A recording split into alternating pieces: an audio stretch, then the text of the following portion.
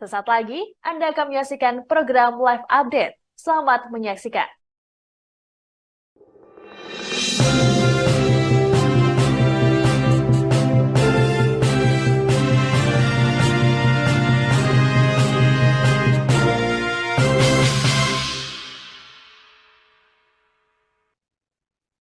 Halo Tribuners, Anda sedang menyaksikan live update siang Tribunnews edisi Senin 8 Juli 2024. Hari ini akan kami sajikan informasi terkini dari berbagai daerah di Indonesia.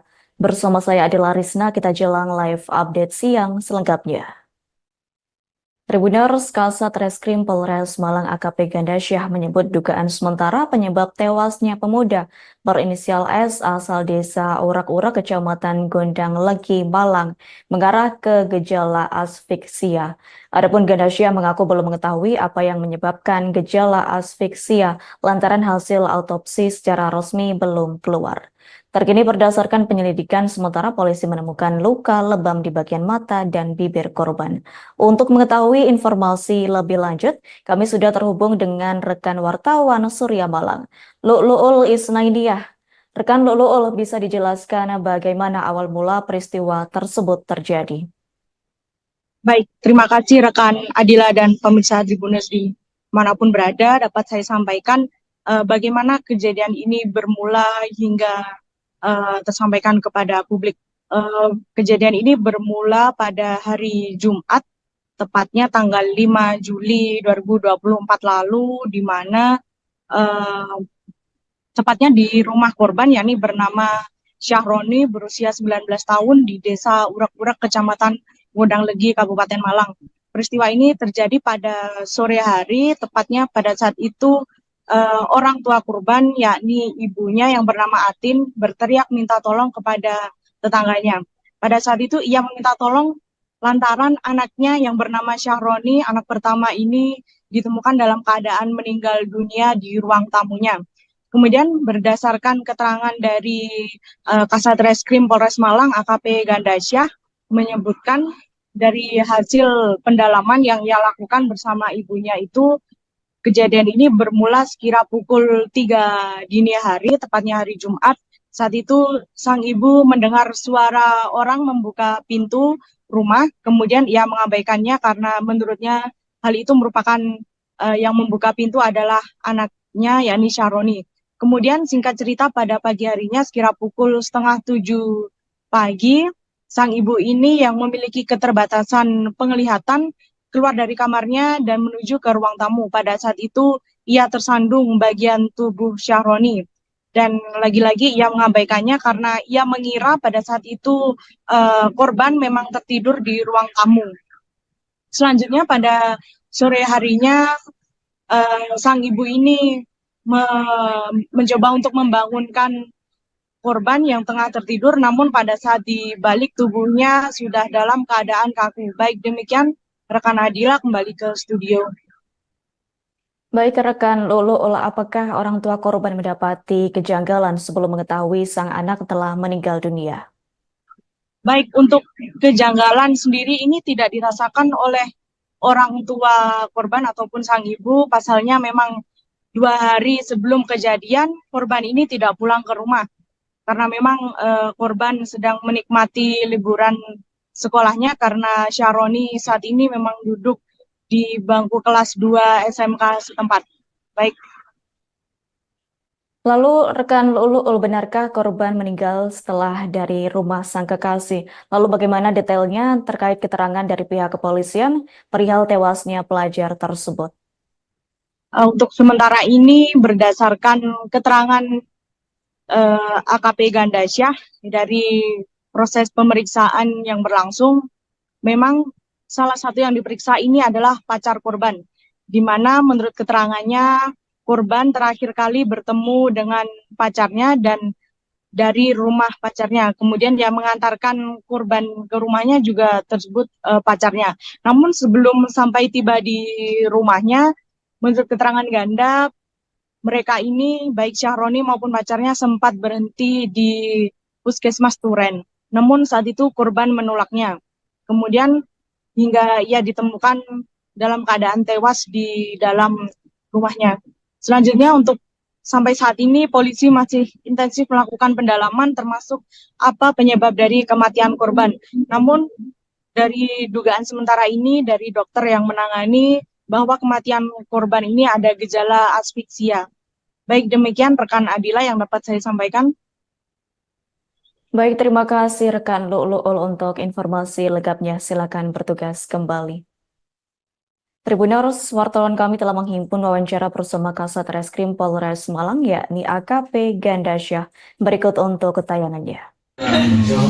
Boleh bisa jelaskan kronologi awal penemuan mayat yang di Tunang Legi ini seperti apa? Baik, informasi dari TKP tadi, kebetulan saya juga habis dari tempat kejadian perkara bahwa Ibu Atin ini orang tua dari korban atas nama Syahroni ini kurang lebih mendengar suara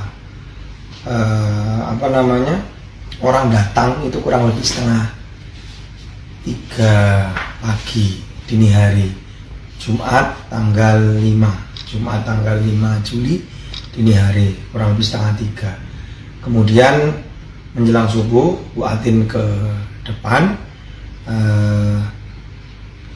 langkah kakinya ini tersandung bagian tubuh dari korban atas nama Syahroni, tapi dianggapnya mungkin korban ini ya tertidur, akhirnya dibiarkan. Kemudian pukul 5:30, karena kebetulan korban ini merupakan anak pertama dari 2 bersaudara, itu kemudian adiknya setengah 6 pagi,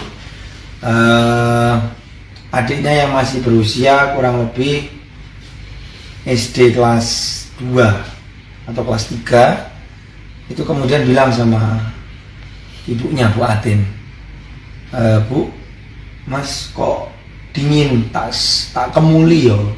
Ya udah, akhirnya dikemuli mbak adiknya sama adiknya tidur bareng.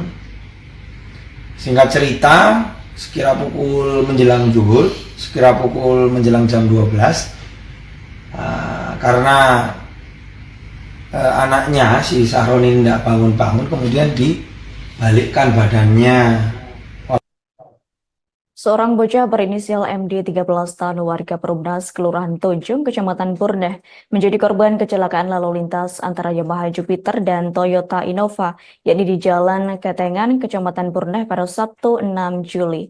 Adapun bocah tersebut berstatus pelajar dan korban duduk di jok penumpang Yamaha Jupiter bernomor polisi M2199G yang dikemudikan sepupunya RG 18 tahun yang merupakan warga setempat.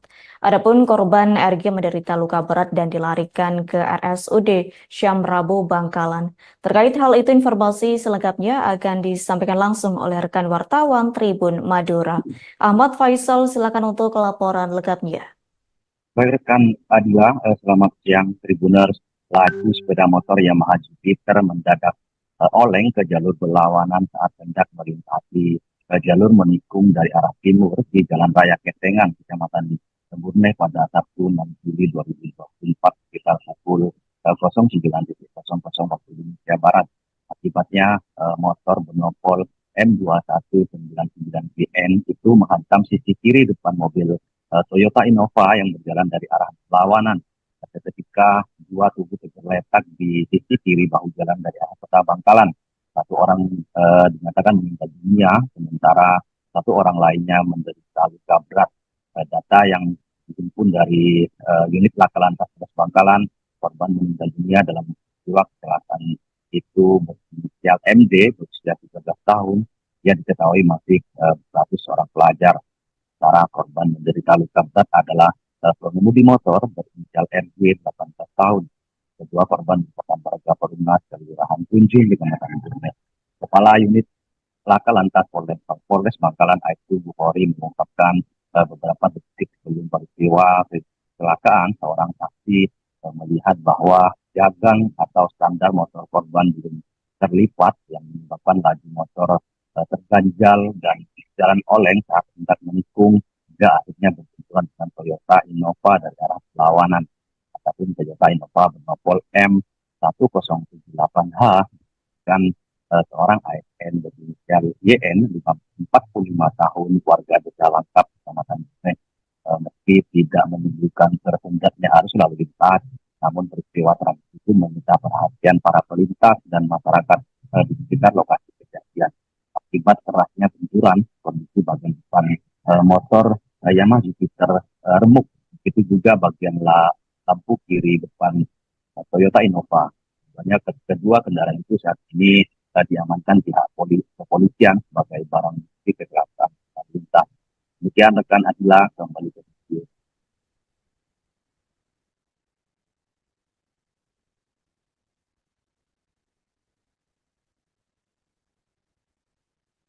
Kejadian di Kedengan, yaitu sepeda motor berjalan dari arah timur ke barat.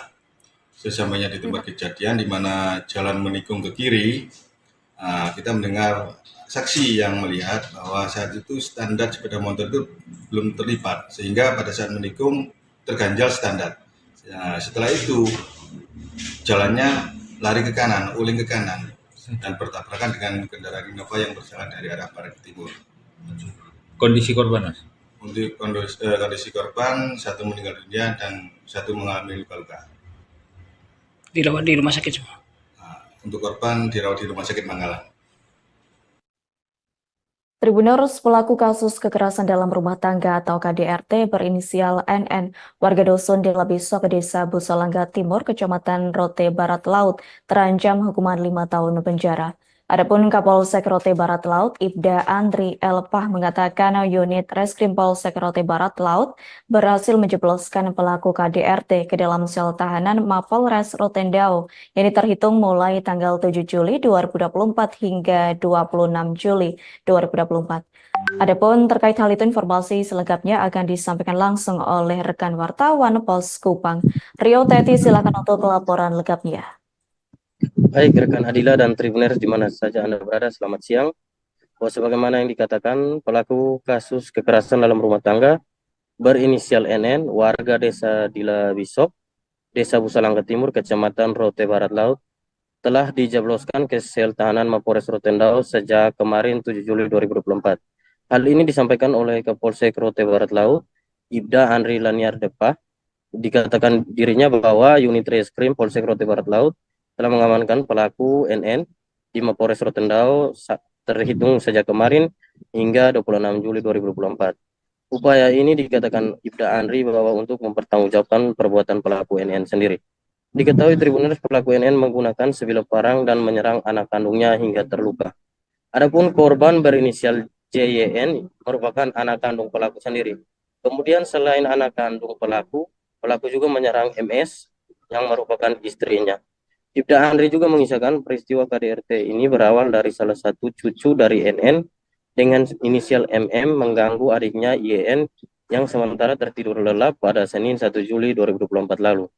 Alhasil YN terbangun dari tidurnya, kemudian istri pelaku inisial MS memarahi MM karena telah membangunkan YN dengan memukul pelan cucunya dan menyebabkan cucunya menangis.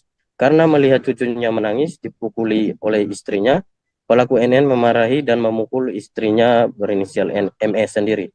Selanjutnya datanglah anak pelaku berinisial JYN yang juga merupakan korban berusaha untuk melerai pelaku NN dan istrinya MS, namun korban juga terkena pukulan dari pelaku.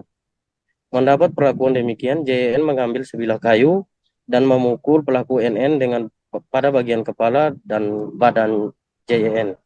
Akibat pukulan anaknya, pelaku NN mengalami patah tulang pada tangan kiri, luka lecet, serta kepala NN mengeluarkan darah. Tak terima mendapat pukulan dari anaknya JN, pelaku NN mengambil parang yang dipakai saat berkebun untuk mengajar JN. Anaknya JN dan bapaknya yakni pelaku NN sempat berkelahi hingga berguling pada pintu keluar kebun milik warga. Namun pelaku NN berhasil mengayunkan parang dan mengenai kepala dan jari tangan korban. Melihat anak dan suaminya bergulat dengan parang di tangan sang suami, istrinya berinisial MS ketakutan dan lari menyelamatkan diri bersama kedua cucunya untuk meminta pertolongan kepada warga yang jaraknya 1 km dari TKP.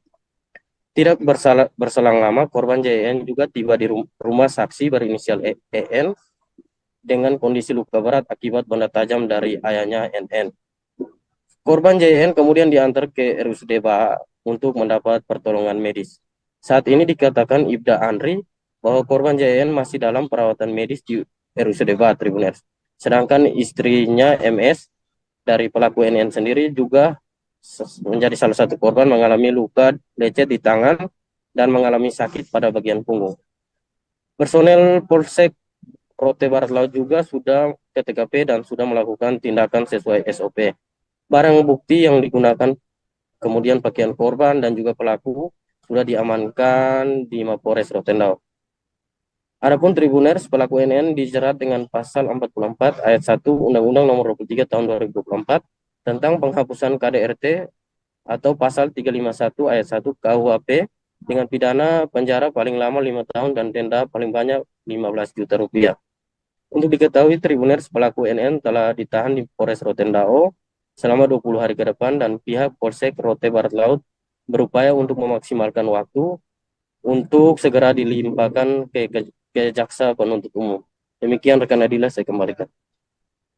Baik, terima kasih untuk informasi lengkapnya. Silakan bertugas kembali. Tribuners, tercatat korban longsor tambang Suwawa di Kabupaten Bone Bolango, Provinsi Gorontalo berjumlah 33 orang. Adapun korban longsor itu berhasil dievakuasi oleh tim gabungan Kantor Pertolongan dan Pencarian atau KPP dan Polda Gorontalo. Dari jumlah tersebut 8 warga dinyatakan meninggal dunia, sementara 20 korban lainnya masih belum ditemukan. Untuk informasi selengkapnya akan disampaikan langsung oleh rekan wartawan Tribun Gorontalo. Arianto, silakan untuk laporan lengkapnya.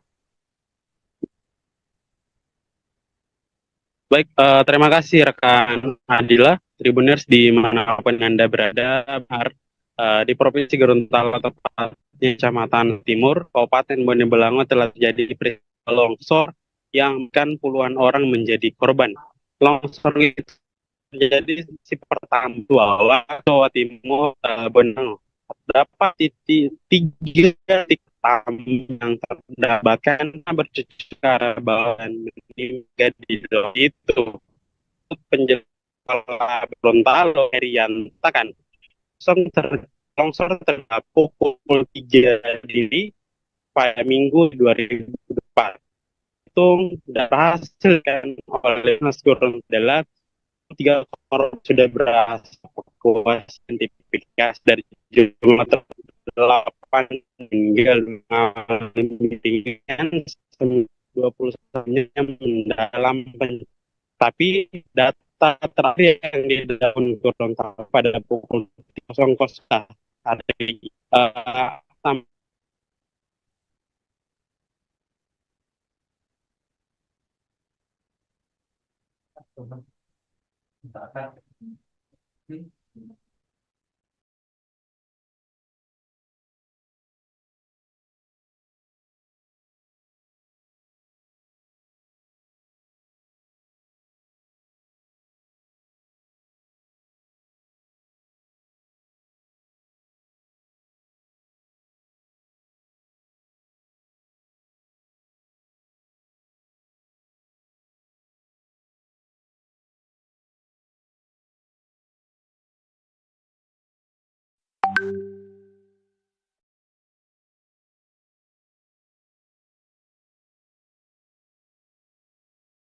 ada orang dan kemudian korban menjadi 45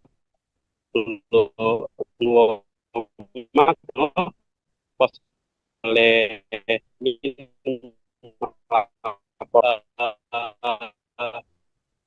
keluarganya tim satuan yang di Basarnas Polda dan pokoknya sudah sejak pukul 00 Indonesia mencoba terus juga saat ini terus dan juga dengan korban lainnya. Sementara atau tim penyelamat pada kemarin kosong pada 7.24 saat sedang mengevakuasi Kemudian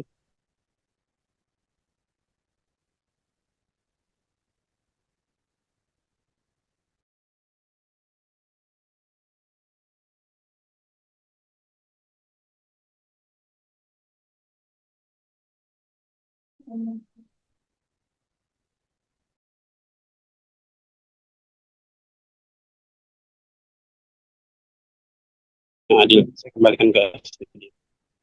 Baik, terima kasih untuk informasi lengkapnya. Silakan bertugas kembali.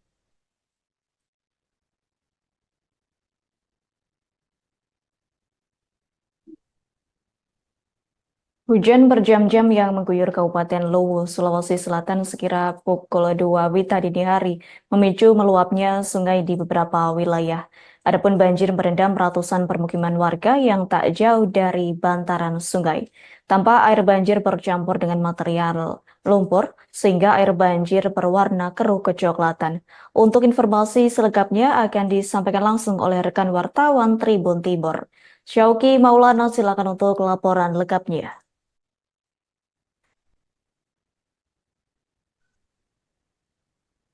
Ya, terima kasih rekan Gila. Benar sekali kemarin, tepatnya Minggu di tanggal 7 April 7 Juli 2024 terjadi banjir di sejumlah kecamatan yang berada di Kabupaten Luwu. Imbas dari hujan yang berjam-jam terjadi sekitar pukul 2 dini hari di Kecamatan Larompong, terjadi beberapa titik banjir di desa-desa setempat, dan salah satunya yang cukup parah adalah di Dusun Capie. Jadi air mulai naik itu sekitar pukul 9 pagi waktu setempat, dan kembali surut pukul 4 sore. Air juga berwarna kecoklatan dan bercampur dengan endapan material lumpur. Ketika banjir, ketinggian air itu mencapai paha orang dewasa, dan debit air cukup deras merendam pemukiman warga. Dari data BPBD Luwu, Kepala BPBD Luwu Andi Basot Reza mengungkapkan bahwa ada sekitar 5 kecamatan yang terendam banjir, di antaranya Kecamatan Bopondrang, Pondrang Selatan, Kecamatan Larompong, Kecamatan Suli, dan Suli Barat.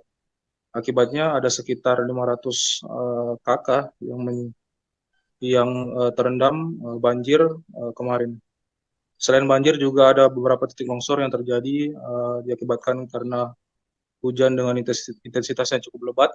Salah satunya berada di Kecamatan Larompong, terjadi longsor yang menutup akses jalan menuju desa Binturu. Jadi akses jalan ini merupakan akses penghubung desa dari desa Komba menuju desa Binturu. Hingga pagi tadi warga masih bergotong royong untuk membersihkan material longsor yang berada di badan jalan, dan mulai siang tadi sudah bisa dilalui oleh roda 2 dan roda 4. Begitu rekan Dila, kembali ke studio. Baik, terima kasih untuk informasi lengkapnya. Silakan bertugas kembali. Kepala Dinas Sosial Palu, yakni Susik, meninjau kondisi jembatan Jalan Emi Sailan, Kelurahan Tatura Selatan, Kecamatan Palu Selatan, Kota Palu. Adapun Susik turun lantaran debit air sungai tinggi, bahkan nyaris menyentuh bahu jalan. Diketahui debit air meningkat di saluran jembatan Jalan Emi Sailan lantaran tingginya curah hujan. Untuk informasi selengkapnya akan disampaikan langsung oleh rekan wartawan Tribun Palu. Angelina, silakan untuk laporan lengkapnya. Baik, terima kasih rekan Adila dan selamat sore Tribuners. Betul sekali seperti yang Anda sampaikan tadi, bahwa Kepala Dinas Sosial Palu Susik meninjau kondisi jembatan Jalan Emi Sailan, Kelurahan Tatura Selatan, Kecamatan Palu Selatan, Kota Palu. Susik turun ke lokasi karena debit air sungai tinggi bahkan nyaris menyentuh bahu jalan. Air ini kiriman dari tanggul, dari atas ada beberapa aliran air jalur dari jalur 2 dan Tanjung 1 yang menyatu di jembatan ini sehingga air tertahan di sini. Debit air juga Tribuners meningkat di saluran jembatan Emi Sailan karena tingginya curah hujan yang melanda Kota Palu dari pagi hingga malam kemarin. Ditambah lagi beberapa dirnase di Kota Palu tidak berfungsi sehingga air tertahan di sekitaran jembatan. Menanggapi situasi ini, Pemkot Palu telah berkoordinasi dengan BPBD dan Damkar untuk membantu kondisi di lapangan. Jika ada hal yang darurat, maka kami sudah siap melakukan pertolongan. Malam ini saya sudah menghubungi Kepala BPBD Palu untuk bersama-sama bersinergi mengatasi untuk memantau debit air yang ada di jembatan Emi Sailan. Susik juga menghimbau warga yang tinggal di bantaran sungai untuk terus selalu waspada terhadap potensi banjir, terutama di musim hujan ini. Berikut laporan saya, rekan Adila, kembali ke studio. Baik, terima kasih untuk informasi lengkapnya. Silakan bertugas kembali. Tribuners Front Delik Anti Korupsi atau FDAK bakal melaporkan Kepala Desa Bobo, Kecamatan Mandioli Utara, Halmahera Selatan, M. Trazana Abidi Rahman ke Kejaksaan Tinggi Maluku Utara, yakni terkait dugaan korupsi dana desa. Adapun dana desa yang diduga ditelap terhitung dari tahun anggaran 2020 hingga 2023. Pihak FDAK menyebut beberapa program fisik maupun non-fisik dari tahun 2020.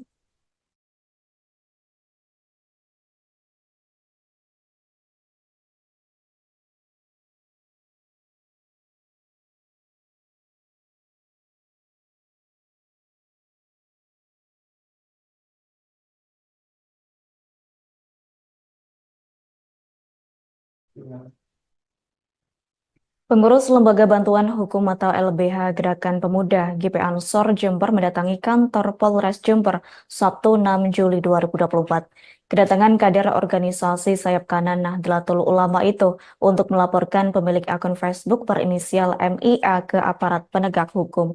Adapun Ketua LBH Pimpinan Cabang GP Ansor Jember, Adil Satria Putra, mengatakan pemilik akun media sosial itu membuat postingan yang terkesan menyudutkan dan mencemarkan nama baik NU. Untuk informasi selengkapnya akan disampaikan langsung oleh rekan wartawan Tribun Jatim Timur. Imam Nawawi, silakan untuk laporan lengkapnya. Ya, Tribuners, dimanapun Anda berada, kemarin pada Sabtu 6 Juli 2024, pengurus Lembaga Bantuan Hukum GP Ansor Kabupaten Jember mendatangi Mapolres Jember untuk melaporkan pemilik akun berinisial MIA karena diduga telah membuat postingan yang menyudutkan organisasi Nahdlatul Ulama. Dan dalam postingan tersebut, pelapor telah membuat postingan-postingan dengan kata-kata yang terkesan fitnah, bahkan menuduh-nuduh organisasi NU maupun Ansor ini terkesan korup dan juga bahkan menggunakan kata sifat yang tidak pantas. Hal ini memicu reaksi dari organisasi sayap kanan Nahdlatul Ulama untuk melaporkan pemilik akun Facebook tersebut. Dan peristiwa postingan itu diketahui sekira pada 26 Juni 2024 oleh salah satu kader dari GP Ansor Kabupaten Jember yang melihat postingan itu dan kemudian disampaikan kepada LBH GP Ansor Kabupaten Jember. Kemudian setelah ditelusuri dan dideteksi, di tracking pemilik akun itu, dan memang pelaku sempat mengakui bahwa itu adalah akunnya. Namun setelah ada rencana pelaporan oleh LBH Ansor Kabupaten Jember, postingan tersebut telah dihapus oleh pemilik akunnya. Namun LBH GP Ansor telah berhasil menyimpan screenshotan dari postingan milik terlapor, sehingga itu menjadi bukti kepada aparat kepolisian atas tuduhan pencemaran nama baik yang dilakukan oleh pihak terlapor. Dan berdasarkan penelusuran yang dilakukan oleh LBH GP Ansor Jember sendiri, pemilik akun itu menggunakan nama samaran. Nama yang digunakan dalam Facebook adalah nama samaran yang memang sengaja dirancang sebagai buzzer di media sosial untuk menyerang organisasi keagamaan ini. sehingga hal tersebut dapat memicu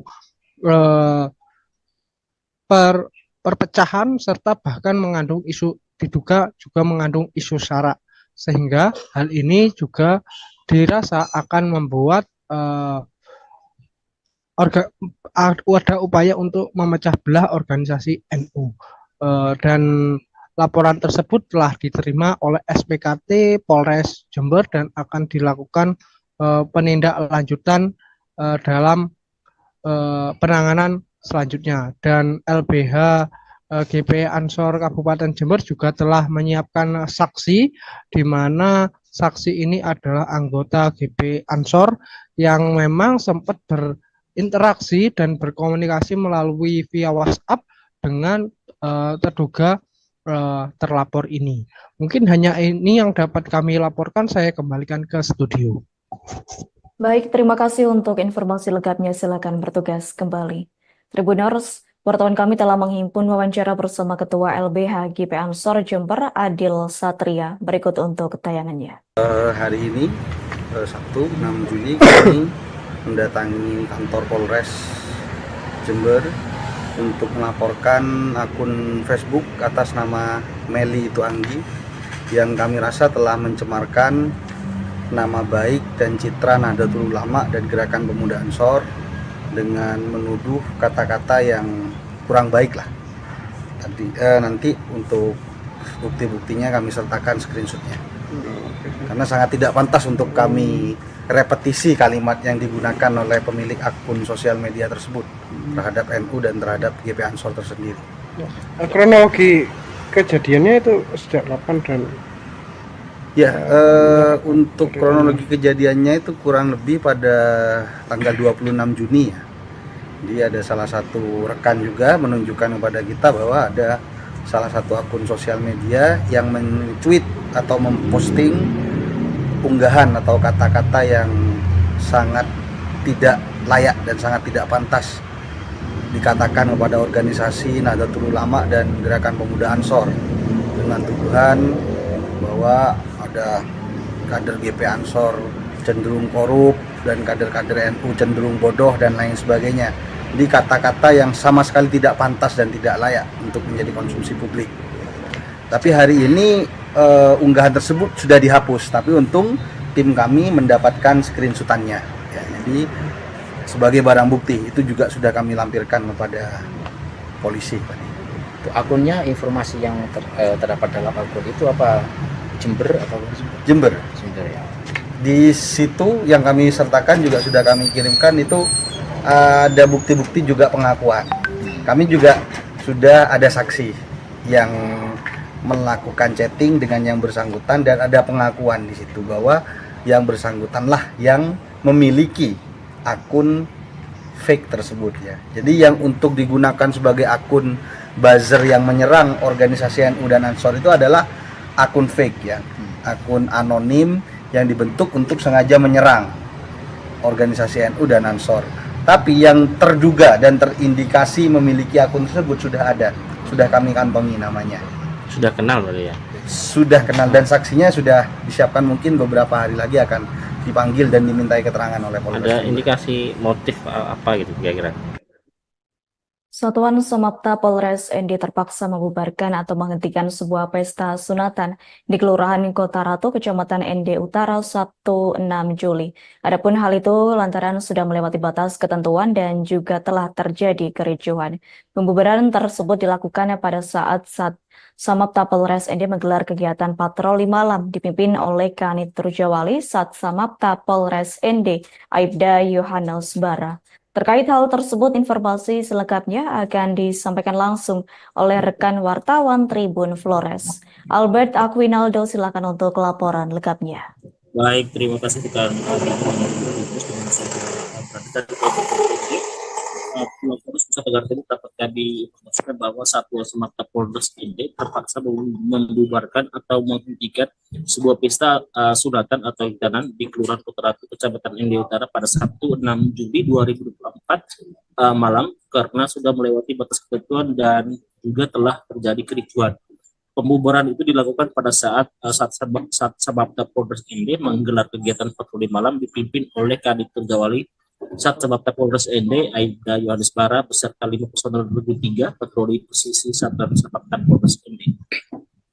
Patroli yang dilakukan dengan pendekatan perintis presisi bertujuan untuk menjaga keamanan dan ketertiban masyarakat dan merupakan bagian dari upaya menjaga kondusivitas wilayah hukum Polres ND Polda NTB. Sasaran dan rute patroli malam Satuan Sababta Polres ND adalah Pasar Bongawangi, jalan dalam protokol, dan juga kawasan permukiman di dan sekitaran kota ND. Aibda Yohanes Bara yang memimpin patroli posisi mengatakan patroli biologis yang dilakukan tim perintis presisi ini bertujuan untuk menciptakan rasa aman dan nyaman serta untuk menekan angka kriminalitas serta memantau situasi Kamtibmas khususnya di kota ND. Dalam kesempatan ini, dalam kesempatan itu, Aibda Yohanes Bara juga menjelaskan bahwa selain melaksanakan kegiatan patroli biologis pada malam hari itu, timnya juga memberikan pesan-pesan kepada masyarakat, memberikan imbauan serta mengajak masyarakat untuk menjaga bersama menjaga dan memelihara Kamtibmas agar selalu aman dan terkendali. Secara umum, Aibda Yohanes Bara mengatakan situasi Kamtibmas di wilayah hukum Polres ND masih terpantau aman dan terkendali. Mungkin rekan Adila kembali ke studio. Baik, terima kasih untuk informasi lengkapnya. Silakan bertugas kembali. Tribuners Satgas Pamtas Kewilayahan Yonif 756 Wimane Silikolakop 173 Praja Vira Braja tiba di Nabire, Papua Tengah. Adapun mereka menggunakan kapal KRI Semarang 495.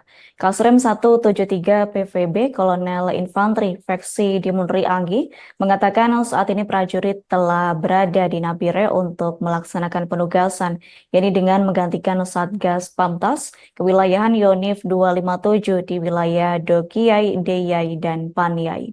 Terkait hal itu, informasi selengkapnya akan disampaikan langsung oleh rekan wartawan Tribun Papua. Calvin Elwis Erari, silakan untuk laporan lengkapnya.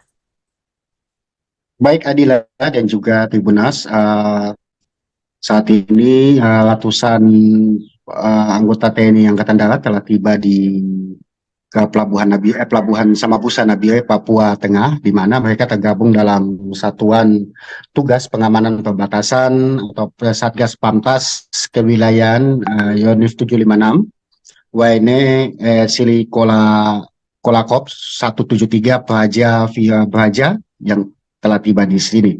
Nah, di mana mereka ini nantinya akan melaksanakan tugas di 3 daerah sekaligus yang ada di Provinsi Papua Tengah, di mana di Dogiai, Deyai, dan juga Paniai. Dan dalam sambutannya, Kasrem 173 PVB Kolonel Infanteri Veski Dimunri Anggi mengatakan bahwa saat ini prajurit yang telah tiba, dia meminta bahwa agar selanjutnya nantinya mereka akan memasuki marshalling area atau di Kompi A Yonif 753 Nabire, dan setelah nantinya masuk dalam marshalling area tersebut, ia meminta bahwa mereka agar bisa dapat melakukan segera melakukan beradaptasi dan juga pelajari tugas pokok secara profesional, dan juga agar bisa terhindar dari hal-hal yang tidak diinginkan seperti gunakan waktu yang ada dengan mempelajari proses atau protap ketentuan yang berlaku, dan juga sekaligus memperdalam materi yang telah diterima selama di proses tersebut.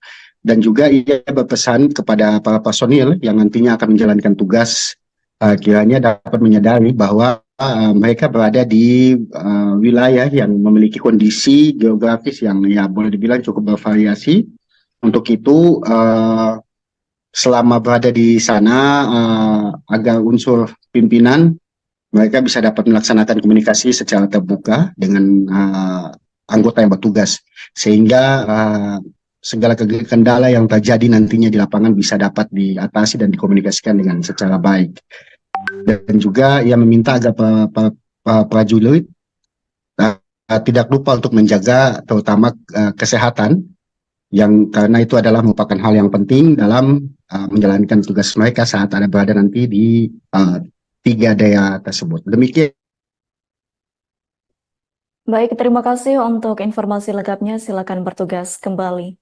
Tribuners, wartawan kami telah menghimpun wawancara bersama Kasrim 173 PVB Kolonel Infanteri Veksi Dimunri Anggi. Berikut untuk tayangannya. Pada kesempatan yang berbahagia ini, saya mengucapkan selamat datang kepada Satgas Pamtas Kewilayahan Yonif 756 yang telah melaksanakan latihan pratugas di Sanggabuana, Karawang, Jawa Barat. Para prajurit kalian yang saya cintai dan saya banggakan, saat ini kalian telah berada di Nabire untuk melaksanakan penugasan menggantikan Satgas Pamtas Kewilayahan Yonif 527 di wilayah Kabupaten Dogiyai, Deyai, dan Paniai, Provinsi Papua Tengah.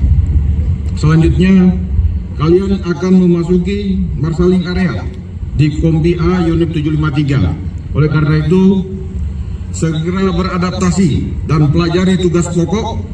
Selanjutnya, laksanakan tugas secara profesional, proporsional, dan terhindar dari hal-hal yang tidak diinginkan. Gunakan waktu yang ada dengan mempelajari protap dan ketentuan yang berlaku, sekaligus memperdalam materi yang telah diterima selama latihan pratugas. Selanjutnya, laksanakan pengecekan lanjutan terhadap kesiapan personil dan material agar pelaksanaan tugas dapat berjalan dengan aman dan lancar. Perlu kalian sadari bahwa penugasan yang akan kalian laksanakan berada di 3 kabupaten dengan kondisi geografi yang bervariasi dan disposisi pasukan berjauhan. Untuk itu, selama berada di marshaling area, agar unsur pimpinan melaksanakan komunikasi terbuka dengan anggota sehingga permasalahan-permasalahan dapat diketahui dari awal, dicari solusinya dengan tepat. Demikian pula apabila terdapat personil yang sakit, segera berobat agar lebih siap pada saat memasuki pos masing-masing, dan jangan lupa menjaga kebugaran. Tribuners, Front Delik Anti Korupsi atau FDAK bakal melaporkan Kepala Desa Bobo, Kecamatan Mandioli Utara, Halmahera Selatan, M. Trazan ABD Rahman ke Kejaksaan Tinggi Maluku Utara, yakni terkait dugaan korupsi dana desa. Adapun dana desa yang diduga ditelap terhitung dari tahun anggaran 2020 hingga 2023. Pihak FDAK menyebut beberapa program fisik maupun non-fisik dari tahun 2020 hingga 2023 peruntukannya tidak sesuai sehingga diduga ada penyimpangan. Untuk informasi selengkapnya akan disampaikan langsung oleh rekan wartawan Tribun Ternate. Nur Hidayat Haji Gani, silakan untuk laporan lengkapnya.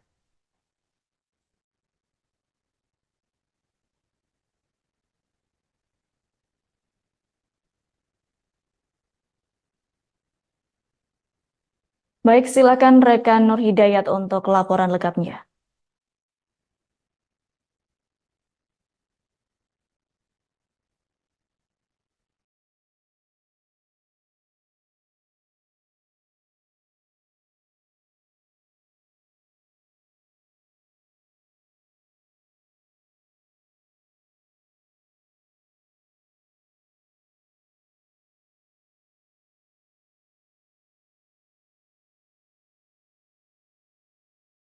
Benar, terkait dengan informasi bahwa Kepala Desa Bobo, Kecamatan Mandioli Utara, Kabupaten Halmahera Selatan, Provinsi Maluku Utara, yakni M. Tarzan Abdurrahman ini bakal dilaporkan oleh Front Delik Anti Korupsi atau FDAK ke Kejaksaan Tinggi Maluku Utara terkait dengan dugaan tindak pidana korupsi dana desa. Menurut pihak FDAK, ada dana desa yang diduga ditelap oleh kepala desa itu terhitung dari tahun anggaran 2020 hingga 2023. Pihak FDAK juga menyebut ada beberapa program fisik terhitung dari tahun tersebut, yaitu 2020 sampai 2023, peruntukannya tidak sesuai sehingga akan dilakukan laporan resmi ke Kejaksaan Tinggi Maluku Utara dalam waktu dekat. Nah, terkait hal ini adalah Sekretaris FDAK atau Front Delik Anti Korupsi, yaitu Rusadi Saiman, menyatakan bahwa laporan ini tidak hanya dimasukkan ke Kejaksaan Tinggi Maluku Utara, melainkan ke Ombudsman Maluku Utara juga. Nah, untuk laporan ke Ombudsman terkait dengan masalah administrasi pengangkatan KAUR desa yang diduga tidak sesuai, di mana KAUR desa yang diangkat, beberapa KAUR desa yang diangkat itu tidak memenuhi persyaratan sebagaimana yang diatur dalam Undang-Undang Nomor 3 Tahun 2024 tentang desa. Itu persyaratan salah satunya adalah kepemilikan ijazah milik para KAUR desa yang diangkat sebagai persyaratan. Kemudian laporan di Ombudsman juga itu menyangkut dengan ketidakaktifan pemerintahan di Desa Bobo yang dipimpin oleh saudara Muhammad Tarsan Abdurrahman ini, sehingga dianggap ada kelumpuhan pemerintahan dari proses pelayanan maupun pelayanan publik maupun pelayanan dari segi administrasi, di mana Kades yang bersangkutan sudah bertahun-tahun tidak lagi aktif atau tidak berada di tempat tugas. Oleh karena itu, Rusadi menyebutkan bahwa pihaknya akan mengawal laporan ke Kejaksaan Tinggi Maluku Utara maupun ke Ombudsman ini hingga tuntas, karena persoalan ini merupakan hal yang sangat penting untuk ditelusuri oleh lembaga yang berwenang. Terkait hal ini, Dila dan Tribuners, Kepala Desa Bobo M. Tarsan Abdurrahman juga sebelumnya telah dilaporkan ke Komisi 1 DPRD Halmahera Selatan terkait dengan ketidakaktifannya di pemerintahan desa. Di DPRD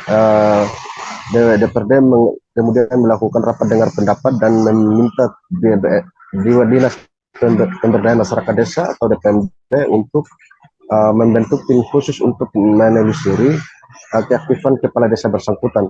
Karena menurut DPRD, hal ini juga berdampak kepada pelayanan publik, khususnya masyarakat di desa, dan juga penggunaan dana desa.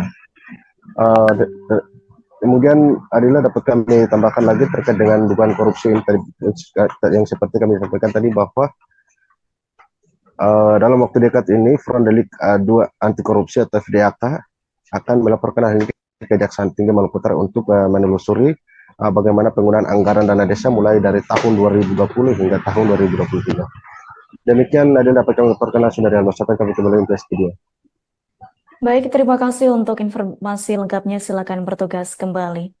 Tribuners, plafon bangunan radioterapi baru milik RSUD Regional Provinsi Sulawesi Barat di Jalan RE Marta Dinata, Simboro, Mamuju, roboh sebelum sempat diresmikan. Diketahui pada Sabtu 6 Juli pagi, nampak plafon bangunan radioterapi di bagian teras terlepas, sehingga belasan kabel lampu ikut bergelantungan begitu saja. Terkait hal itu, informasi selengkapnya akan disampaikan langsung oleh rekan wartawan Tribun Sulbar. Lukman Rusdi, silakan untuk laporan lengkapnya.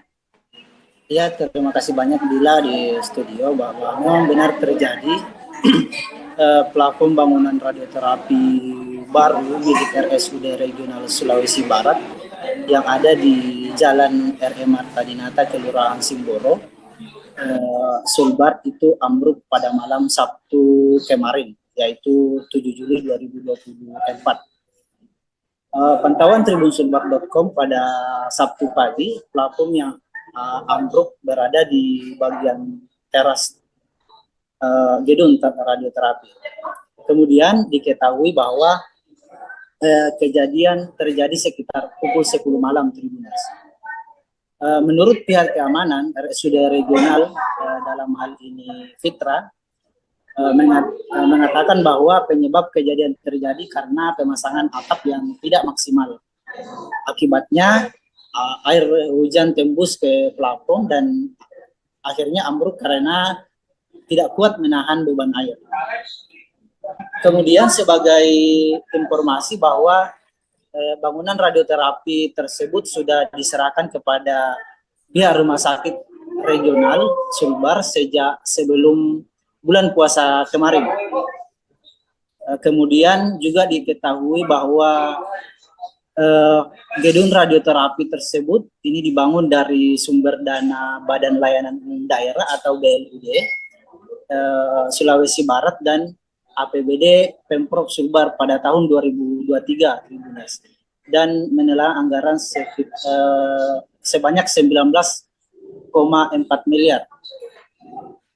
Setelah dikonfirmasi pihak rumah sakit, dalam hal ini Direktur Rumah Sakit Regional Sulawesi Barat, Ibu Dr. Marianti Erna, mengatakan bahwa pihaknya sudah berkomunikasi dengan pejabat pelaksana teknis kegiatan untuk melakukan tindak lanjut. Ia juga menyampaikan bahwa bangunan masih dalam tahap pemeliharaan 1 tahun oleh penyedia dan diketahui sudah mulai diperbaiki lagi kemarin pada hari Minggu. Kembali ke Adila. Baik, terima kasih untuk informasi lengkapnya. Silakan bertugas kembali. Tribuners, rencana pembongkaran bekas gedung KONI Kalimantan Tengah masih menjadi kontroversi. Pasalnya gedung itu merupakan bangunan bersejarah Kalteng dan dinilai sebagai warisan budaya yang harus dilestarikan. Namun kini bangunan yang menjadi bukti jejak arsitektur modern di kota cantik tersebut terancam dibongkar. Untuk informasi selengkapnya akan disampaikan langsung oleh rekan wartawan Tribun Kalteng. Ahmad Supriyandi, silakan untuk laporan lengkapnya. Ya, baik Adila dan juga rekan-rekan di studio, saya ucapkan selamat siang untuk Tribuners dimanapun Anda berada. Betul, dapat saya sampaikan bahwa rencana pembongkaran bekas gedung KONI Kalimantan Tengah atau Kalteng ini masih menjadi kontroversi karena gedung tersebut memang merupakan warisan salah satu bangunan yang bersejarah di Kalimantan Tengah dan juga dinilai sebagai warisan budaya dan sudah seharusnya untuk dilestarikan. Namun bangunan yang bersejarah tersebut justru terancam akan dibongkar untuk memfasilitasi proyek Pemprov Kalteng, yakni ruang terbuka hijau atau RTH di sekitar Bundaran Besar Palangkaraya. Gedung tersebut telah diidentifikasi sebagai objek diduga cagar budaya atau ODCB. Itu dulunya merupakan gedung DPRD Kalteng yang pertama. Rencana pembongkaran gedung yang kaya akan sejarah itu begitu disayangkan oleh banyak pihak, termasuk sebelumnya 4 asosiasi profesi, yakni Ikatan Arsitek Indonesia, Masyarakat Sejarawan Indonesia, Perkumpulan Ahli Arkeolog Indonesia, dan juga Asosiasi Antropologi Indonesia sudah sempat memberikan pandangannya terkait dengan pembongkaran gedung tersebut. Mereka telah mengeluarkan pernyataan terkait perlindungan dan penggunaan yang tepat terhadap bangunan bersejarah ini.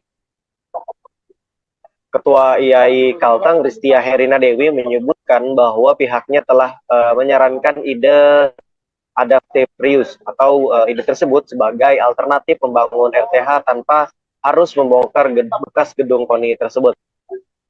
Persoalan ini sudah banyak disoroti oleh berbagai pihak dan IAI Kalteng telah memberikan alternatif usulan desain RTH yang terintegrasi dengan keberadaan gedung KONI sebagai objek diduga cagar budaya.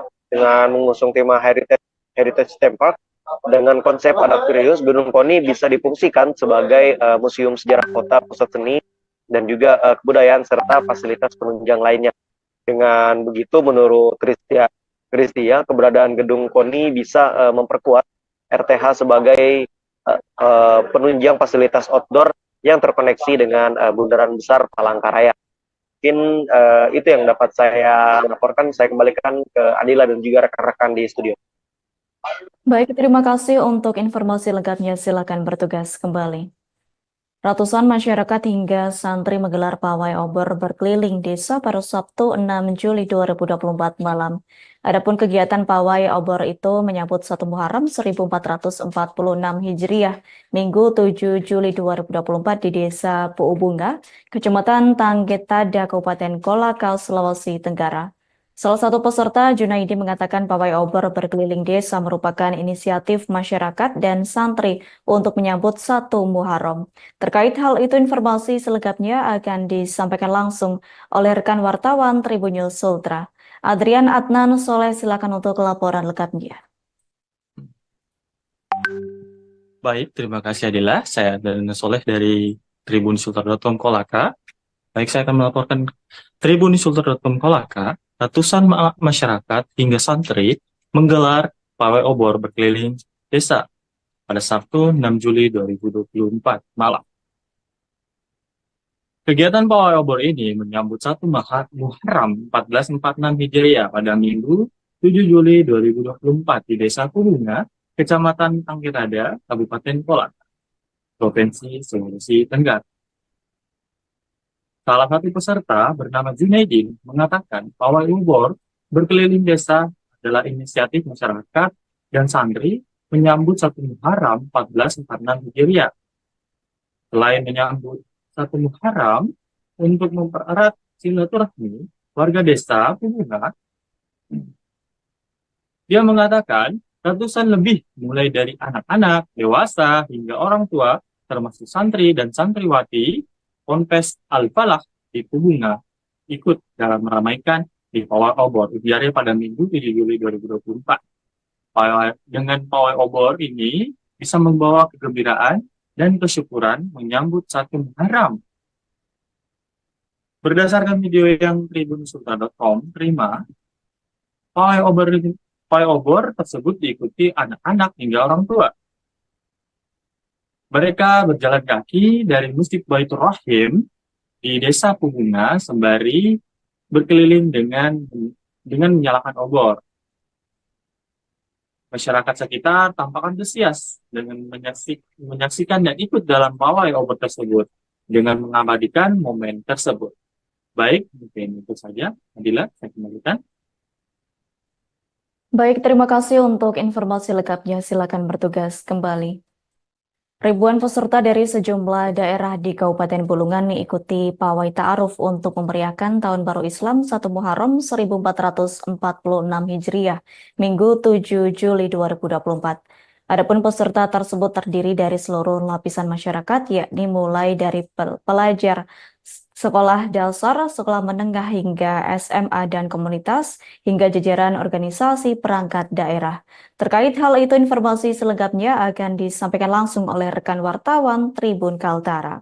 Desi Kartika Ayu, silakan untuk laporan lengkapnya. Baik, terima kasih rekan Adila di studio dari Tanjung Salor melaporkan. Memang benar kemarin pada saat dilaksanakan pawai ta'aruf, ribuan peserta dari sejumlah daerah di Kabupaten Bulungan telah mengikuti pawai tersebut untuk memeriahkan Tahun Baru Islam 1 Muharram 1446 Hijriah. Kegiatan tersebut dilangsungkan pada hari Minggu tanggal 7 Juli 2024, di mana peserta tersebut terdiri dari seluruh lapisan masyarakat mulai dari pelajar di tingkat sekolah dasar, sekolah menengah pertama, sekolah menengah atas, jemaah pengajian, komunitas, hingga jajaran organisasi perangkat daerah di seluruh Kabupaten Bulungan. Gema takbir dan lantunan selawat terdengar di sepanjang jalan yang dilalui oleh para peserta, yang startnya dimulai dari lapangan Ahmad Yani di Jalan Taratai dan hingga berakhir atau finish di lapangan Agatis Tanjung Salor. Rekan Adila, untuk pawai yang melibatkan umat Islam di Kabupaten Bulungan tersebut berlangsung sangat meriah. Pasalnya, setiap peserta yang ikut serta dalam pawai ini mengusung tema berkaitan dengan Islam yang berbeda-beda. Bahkan tidak sedikit dari mereka turut membawa properti seperti miniatur Ka'bah, Al-Quran raksasa, unta raksasa, spanduk, dan hiasan lainnya lengkap dengan seragam yang terlihat selaras, seperti yang telah mereka kenakan berdasarkan tema yang mereka usung. Selain itu, peserta juga diberikan kesempatan untuk mempersembahkan kepada para tamu undangan atau dewan juri yang hadir pada pawai ta'aruf kemarin.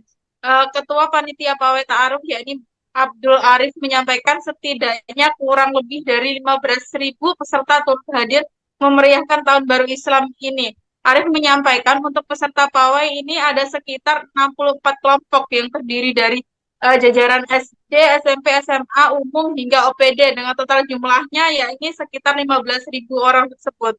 Ia mengatakan bahwa kegiatan ini merupakan bentuk sinergitas antara pemerintah Kabupaten Bulungan dengan Dewan Masjid Indonesia atau yang biasa disebut dengan DMI Bulungan yang bekerja sama dengan Panitia Hari Besar Islam Kalimantan Utara. harapannya dari DMI dan juga PHBI ini untuk setiap tahunnya kegiatan pawai ta'aruf ini pesertanya dapat mengalami peningkatan lebih lagi dan lebih meningkatkan semarak dari menyambut tahun baru Islam 1 Muharram 1446 Hijriah tersebut rekan Nadila. Selain itu, Bapak Abdul Arif juga berharap dengan dilaksanakannya kegiatan pawai ta'aruf ini yang melibatkan seluruh lapisan masyarakat dapat terus meningkatkan ukhuwah Islamiyah di bumi Tengguyun ini. Kegiatan tersebut kemarin ini diatur juga mengundang asisten bidang pemerintahan dan kesejahteraan rakyat, Sekretaris Kabupaten Bulungan, yakni Bapak Jamaluddin Saleh, hingga jajaran Forum Koordinasi Pimpinan Daerah Forkopimda. Mungkin itu saja yang dapat saya laporkan dari Tanjung Selor. Saya kembalikan bersama rekan Adila di studio. Baik, terima kasih untuk informasi lengkapnya. Silakan bertugas kembali. Tribuners, penonton motocross Grand Prix atau MXGP Lombok 2024 diperkirakan mencapai 40.000 orang. Adapun jumlah tersebut lebih banyak dari balapan sepekan sebelumnya atau MXGP West Nusa Tenggara yang hanya diperkirakan 30.000 orang. Direktur PT Samudra Enduro Gemilang Dias Rahma Irhani mengatakan bahwa data tersebut diambil dari jumlah tiket yang terjual dan kehadiran di lokasi. Untuk informasi selengkapnya akan disampaikan langsung oleh rekan wartawan Tribun Lombok. Robi Firmansyah, silakan untuk laporan lengkapnya. Ya, terima kasih Adila dan juga Tribuners. Gelaran Motocross Grand Prix Seri 12 atau MXGP Lombok 2024 sudah selesai digelar di sirkuit X Bandara Selaparang, Kota Mataram. Dalam perhelatan balapan internasional tersebut diperkirakan jumlah penonton yang hadir menyaksikan aksi Jorge Prado CS mencapai 40.000 orang. Hal tersebut berdasarkan pantauan di lapangan dan juga jumlah tiket yang terjual untuk seri ke-12 ini. Jumlah tersebut dikatakan jauh lebih banyak daripada seri 11 yang juga dilangsungkan di sirkuit yang sama di sirkuit X Bandara Selaparang tersebut. Pada gelaran seri ke-12 ini terjadi perubahan alur lintasan daripada seri ke-11, namun tidak merubah jumlah tikungan dan juga jenis obstacle yang dibuat oleh penyelenggara. Pada seri ke-11, Jorge Prado keluar sebagai juara, menjadi juara di sirkuit Selaparang, sementara pada seri ke-12 kemarin, Jorge Prado harus puas di posisi kelima dan merelakan gelar juara di sirkuit Selaparang kepada Jeremy Hensling. Usai gelaran Motocross Grand Prix atau MXGP tersebut berlangsung, para penonton tidak langsung pulang. Mereka menyaksikan konser musik yang bertajuk Selaparang Music Land yang juga diselenggarakan di area sirkuit Selaparang. Penonton yang hadir pada malam konser tersebut juga jauh lebih banyak daripada saat menonton gelaran Motocross Grand Prix. Kemudian terkait dengan pada saat pembukaan tersebut, penyelenggara atau dalam hal ini PT Samudra Enduro Gemilang menghadirkan tarian kolosal atau tarian khas dari Nusa Tenggara Barat untuk menghibur para penonton yang hadir pada gelaran balapan motor tersebut. Selain itu juga, namun pada gelaran MXGP kali ini banyak dari stand UMKM yang mengeluh karena jumlah jualan pada saat gelaran MXGP berkurang dibandingkan dengan tahun sebelumnya. Mereka justru lebih memilih berjualan pada sore hari hingga malam hari pada saat konser berlangsung, karena menurut mereka pembeli lebih banyak pada sore hingga malam hari pada saat konser musik berlangsung. Demikian Adila dan juga Tribuners laporan yang dapat saya sampaikan dari Mataram, Nusa Tenggara Barat. Saya kembalikan ke studio. Baik, terima kasih untuk informasi lengkapnya. Silakan bertugas kembali. Tribuners, Wartawan kami telah menghimpun wawancara bersama Direktur PT SEG yakni Dias Rahma Irhani. Berikut untuk tayangannya. 5 hari kemarin itu seperti apa? Kalau untuk jumlah penonton ada berapa? Untuk jumlah penonton ini aku bilang approximately ya, jadi kurang lebih mungkin 30-40 ribu atau mungkin bahkan lebih, karena kurang lebih kalau dilihat dari keramaian saya rasa lebih ramai daripada seri ke-11, dan juga dari penjualan tiket juga lebih banyak daripada seri ke-11. Coba kita lihat nanti sampai malam, sampai Raisa. Belum dapat angka pasti, tapi saya rasa mungkin kalau kemarin seri ke-11 sekitar 30 ribu, mungkin ini di atas daripada 30 ribu penonton. Kemarin ada komentar soal lintasan yang agak sempit Mbak dari rider, itu seperti apa sebetulnya? Karena memang kita ada perubahan lintasan, karena tidak mungkin riders menggunakan lintasan yang sama untuk 2 seri. Jadi makanya kemarin kita lakukan ada sedikit changes, kita ada perbaikan lah, bukan perbaikan sih, pembaharuan daripada sirkuit yang kita lakukan 4 hari kemarin. Di seri pertama kan ada 16 atau 18 tiket. Tribuners warga Teluk Karang, Kelurahan Sedau, Kota Singkawang, Kalimantan Barat menggelar tradisi Bepapas dan memanjatkan doa keselamatan, yakni pada Minggu 7 Juli 2024. Adapun puluhan warga mulai dari kalangan anak-anak, remaja hingga dewasa pada pagi hari sudah berkumpul di dekat kawasan Jalan Malindo, Sedau, tepatnya di RT 39 RW 07. Mereka bersiap berkumpul untuk melaksanakan prosesi Bepapas dan tradisi yang kerap dilakukan tiap tahun baru Islam. Terkait hal itu, informasi selengkapnya akan disampaikan langsung oleh rekan wartawan Tribun Pontianak. Imam Maksum, silakan untuk laporan lengkapnya. Baik, terima kasih Adila dan Tribuners dimanapun Anda berada. Puluhan warga Teluk Karang, Kelurahan Sedau, Kota Singkawang